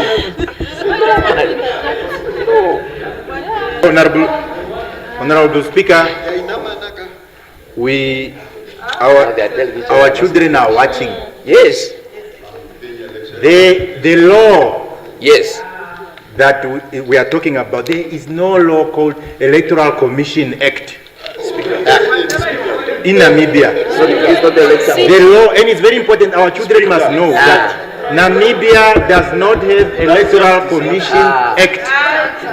So young people must not be misled. The only act that exists is the Electoral Act number 5 of 2014. It's a debate, Speaker, please. So it cannot be, yes, it cannot be, that's one. Number two, we must check our thing. Number two, when we are saying that the appointment is done in terms of a constitution, we must not mislead the House. The constitution does not make a provision for anybody to be appointed as chairperson for the remainder of their term. The constitution only speaks about 5 years. So let's not mislead the House. Honorable Speaker, just continue. Honorable members. There is a difference between this House and the lecture hall. People cannot make... So those interviews, Honorable Speaker, I want to continue. Yes. Because those interviews that I'm referring to here were conducted in full view of the Namibian people. Yes. The media was there, including the civil society. Yes. Even members of this House, Honorable Speaker, being full members of the public, were invited to observe and participate in that process, as provided for in the Act. That is this very same House has passed. So nothing was hidden, nothing was done behind closed doors, nothing was done in secrecy. So, Honorable Speaker, Please, Honorable Honorable Speaker, where were these objections when the selection committee was carrying out its work in full public view? Yes. Why are you only questioning the process now, that when the president has exercised his constitutional obligations? Why only now? So, Honorable Speaker, some members now demand that the production of score sheets, the interview records, Honorable Speaker, I want to be protected so that I do my work.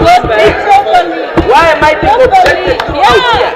Yesterday, this was also wanted point of order. No. Honorable members, honorable members, can I please have your attention?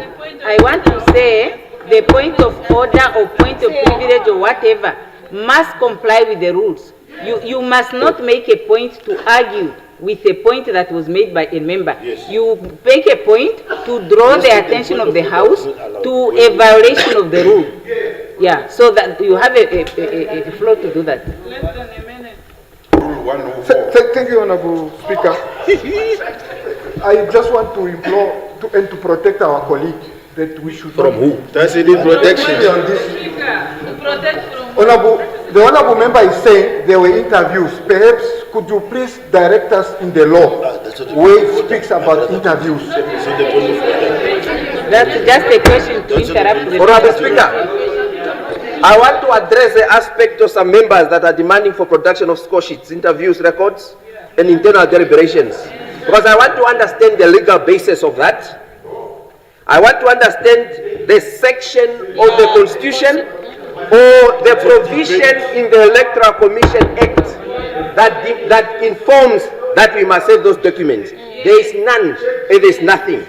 The law requires a transparent recruitment process, and that process was very transparent. The selection committee evaluates candidates independently and submit recommendations to the president. The president then exercised her constitutional mandate, and that is exactly what happened. Nothing more, nothing less. So, Honorable Speaker, I also want to tackle the issue of members that are indicating that only 5 commissioners should be appointed together for, which is tacked together for 5 years. Honorable Speaker, I want to refer to this to the honorable members in this house on Act number Electoral Commission Act of 2014, section. Please No, just Honorable ask Speaker, for the this floor. continue. You take the floor and you respond. Yes. Yes, please. The section 6, subsection 22, and I want to read it. In the event that there exists a vacancy on the commission and on the process of appointing one or more commissioners is required, this section applies to the necessary changes, and the selection committee is entitled to determine the number of suitable candidates for recommendation to the president. And it's exactly what has happened, because the vacancies have obviously occurred. So, Honorable Speaker, because my time is now, the president have acted within the Constitution. The president have acted within the Electoral Commission Act. The selection committee has fulfilled its mandate. The recruitment process was transparent. The interviews were open. The public witnessed the process. And the media covered the whole process. Therefore, the nomination before us is therefore lawful, constitutional, and procedurally sound. I therefore support the 3 candidates or the appointments that were done by the President. Thank you, Honorable Speaker. Honorable Chair, you have to apologize. Thank you very much, Speaker. Speaker, it is a bit disturbing. As I start my debate, it is disturbing that as members of parliament who are supposed to uphold the law of this republic and the constitution, that we are then entrusted by Namibians to come and enact laws, protect laws, and amend laws, are the same people who are trying to play funny with the same provisions that are within the Constitution. Yes, it's a debate. Yes, it's a debate. Playing funny is an English word. You can look for a dictionary. It's part of the debate language. That Constitution, yes, it's doctor's description. They are allowed.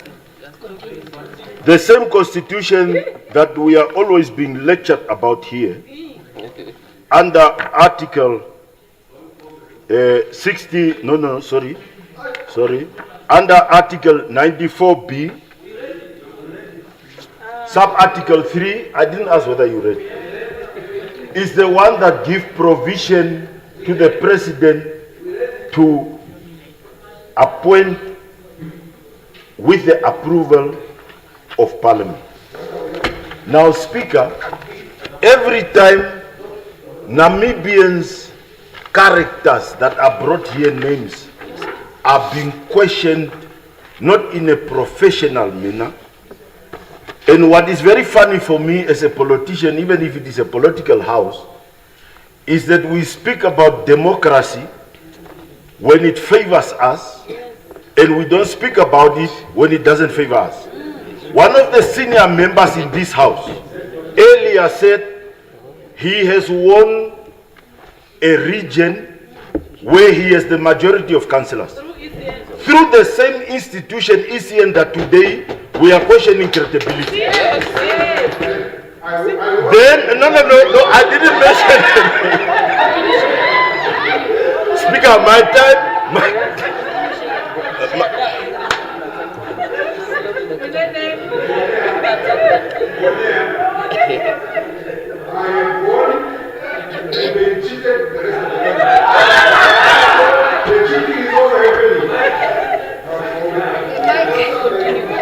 Speaker, can my 2 minutes be 10 seconds be added back? Yeah. Speaker, also what I find very funny is when somebody says a particular candidate or a nominee carries a card of a certain political party. Yet, myself speaking, my predecessor at the youth league level sits on the other side. The same man who was trained by SWAPO today is trusted by another party to lead them as a leader of the official opposition. What qualifies him different from other members who are also card-carrying members of other political parties? Now, Speaker, then what is also very funny is when a member accepts that he sits here because of a process in ECN that went through ECN, yet says ECN is not credible. Then it means that member seat is also not credible sitting here. So I think from my side, Speaker, as a Namibian, a law-abiding citizen, a lawmaker that has been sworn in this August House, I must, Speaker, be able to motivate through debate any angle why I wouldn't want a candidate, but I shouldn't call credibility of an institution into question just because I don't like the individual or I have a certain biased understanding of the individual. Point of order. That guy didn't even understand my English, Speaker. What is the point? Okay, Michael, what is... That guy did very good.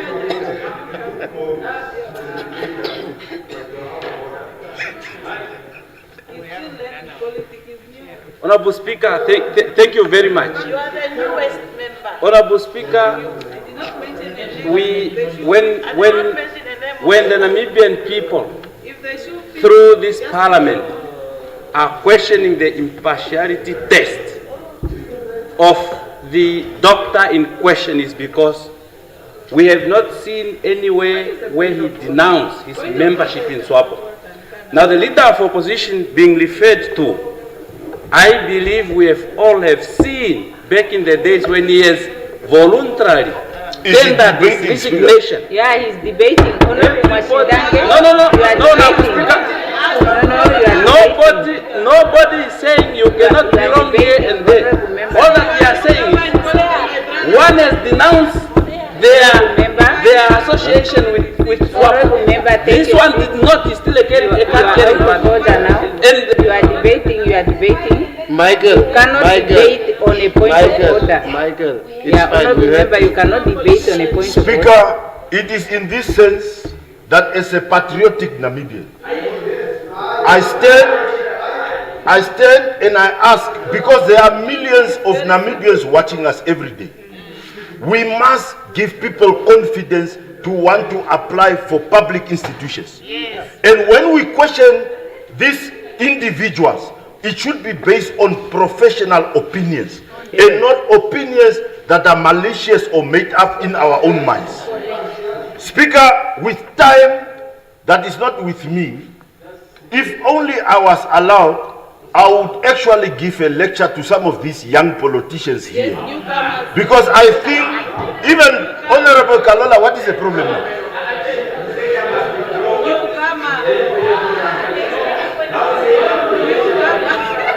No, they must also sit down. Withdraw it. You are the baby in fact. You are a baby politician, you can sit down. Not even young, baby politician. Speaker, my time, I have 30 seconds on the clock. Speaker, yes, please. I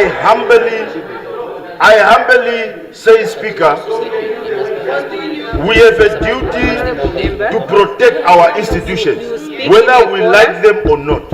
And I say with all due respect, Honorable Venani, who has been a long-serving senior, has always, with grace and humility, accepted every outcome of ECN in this house. And I think some of these young MPs here, they, especially younger than me, Kalola, even including you,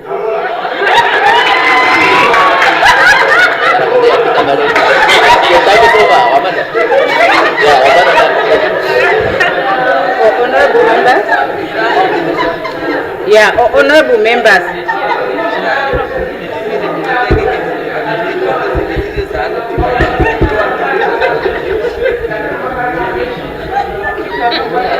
member, take your seat, please. Take your seat. Okay. Is it? Honorable member, just take your seat. Yeah.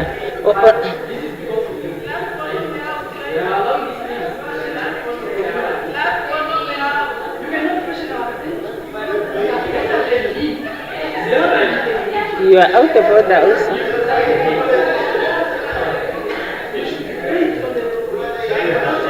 You are out of order. Take a seat, Honorable Karura.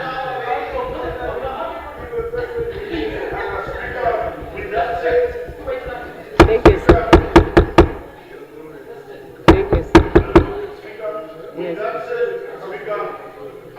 Move for this house to approve this nominations, and for us, Speaker, to divide the house to vote, if there is a need to vote.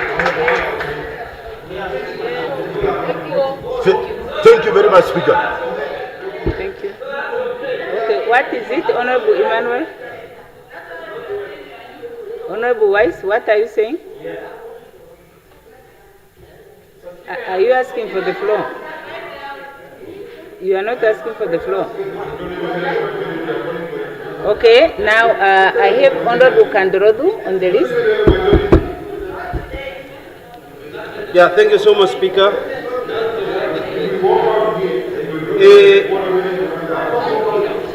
My protected.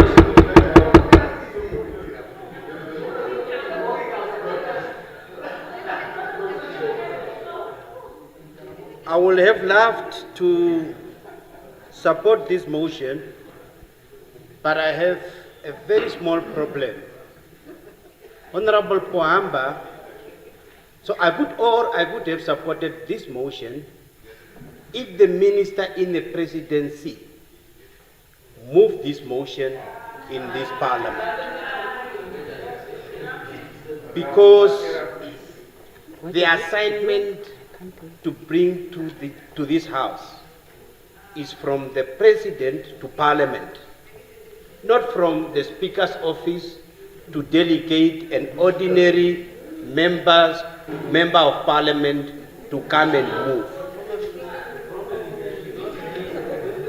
There is no legal instrument, there is no legal, you did not even phrase any section of whatever instrument and say, I was mandated due to this act or to this section.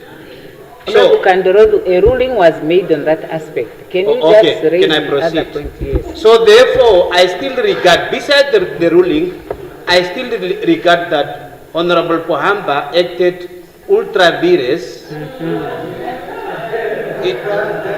I'm joining you. So therefore, this motion must be referred back and be tabled in a proper and correct procedure. Beside that, that one is out of order, Honorable beside that,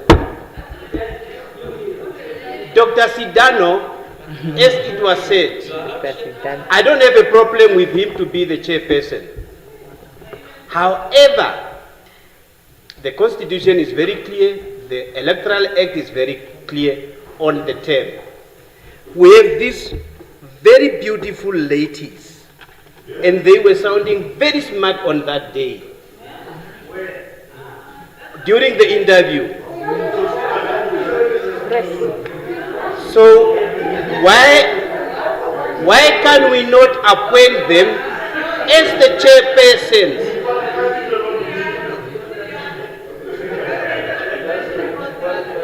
Why can't we give them the benefit of the doubt and appoint them as a chairperson? Or we have Mr. Shihenuna, whose term is longer than the one of Dr. Sidano. Why can he not be appointed? Why can he not be appointed? Yes, point of order, Honorable Member.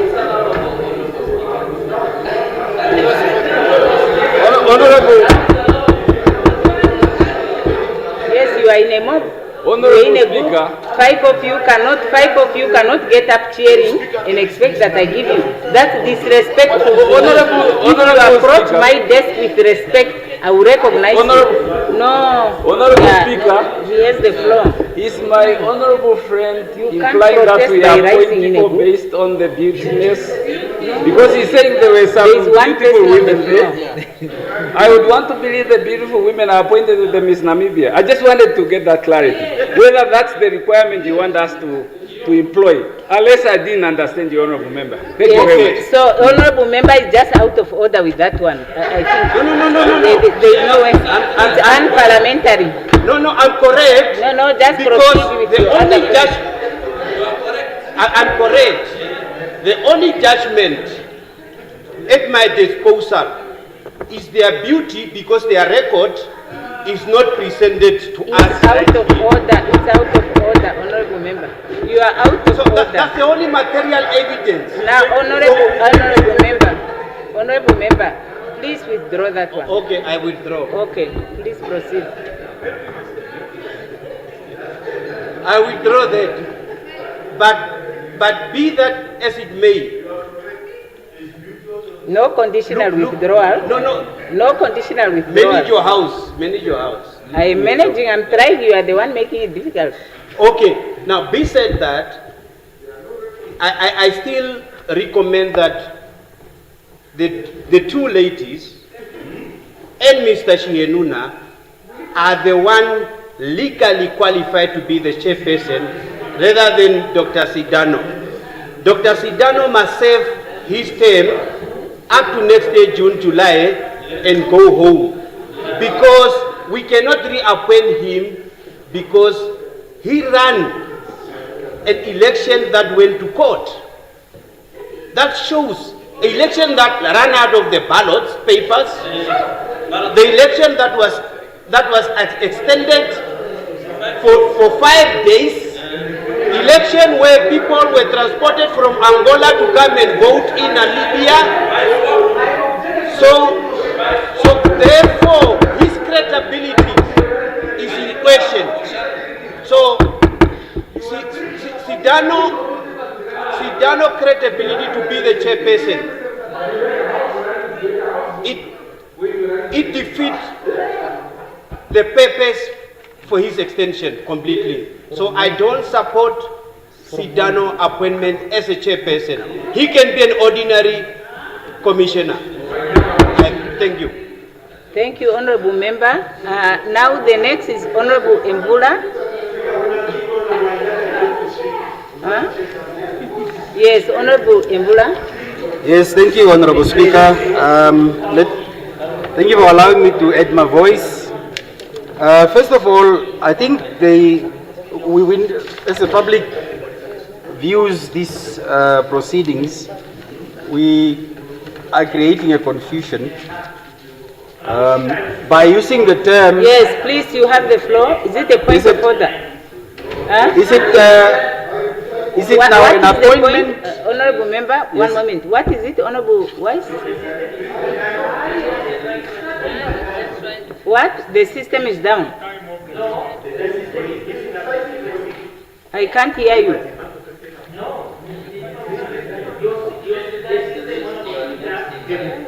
Is faulty in terms of the sequencing of the speakers. No. So what are you saying? No. It's a problem. Okay, explain that. Explain that. Honorable Speaker, what I'm saying is that the system, Speaker, the way it's sequencing, yeah, let them stop. you know, but the in any speaker case, is the called- time is up. I know because I want to understand what the basis is for Honorable Wise is saying what he's saying. Why do you say the system is? Because my light was on. Everybody's lights were So on. your light was on and it went off. It was on, huh? I can't hear you. I can't hear you. So you are saying what? Honorable Speaker, I'm saying the sequencing is faulty. Because I was supposed to be the next one in What line. is the sequencing? Why is the honorable member pointing this side? The office is there. Yeah, honorable member, unfortunately, Secretariat maybe take note of that, but I didn't observe anything, so I'm unable. But the Secretariat knows what I'm talking about. Yeah. So let the Secretariat take note of it. Now, on the basis, we take note of it, the Secretariat takes note of it. Yeah, on the basis of automatic adjournment, the House rises until tomorrow. When we come to this item, the member that was on the floor would continue. The House arises in automatic adjournment. Yeah, arise.